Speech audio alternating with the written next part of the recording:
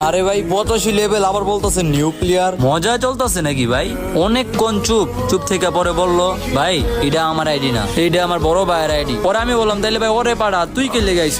ওই পুরাই চুপ হয়ে গেছে গা, মনে হইলো যে ওর কাছে বলানোর মতন কিছুই নেই। পরে দেখি ওর কণ্ঠের সুর পাল্টাই গেছে। তবে এবার হাসি ছিল না, ছিল কণ্ঠের সুরে অনেক বেদনা। পরে বলে, ভাই ওই খেলতে পারবো না। পরে আমরা বললাম কেন? পরে বলে, কিছুদিন আগে মায়ে বাপে ভাইয়ে বিয়ের জন্য মেয়ে দেখতে গেছিল, পরে ওই জায়গায় গাড়ি অ্যাক্সিডেন্টে 3 জন ডেড হয়ে যায়, মানে মারা যায়। জাস্ট লাস্টের কথাগুলো শুননা লবি পুরাই সাইলেন্স, মানে পুরাই স্তব্ধ হয়ে গেল। না হাসি আছে, না মজা আছে, না কেউ ইমুটো মারে। মানে এই পোলায় ওর হৃদয়ের ভিতরে কতটুক বেদনা রেখা যে আমাদের সাথে কথা বললো, আশা করি তোমরা বুঝতেই পারছো। পরে ওই দিন আমরা প্লেয়ারকে কিছুই বলি নাই, জাস্ট ওর সাথে পরে আরেকটা ম্যাচ খেললাম, না আর কোনো প্রশ্ন করলাম, না আর কোনো কমপ্লেন করলাম।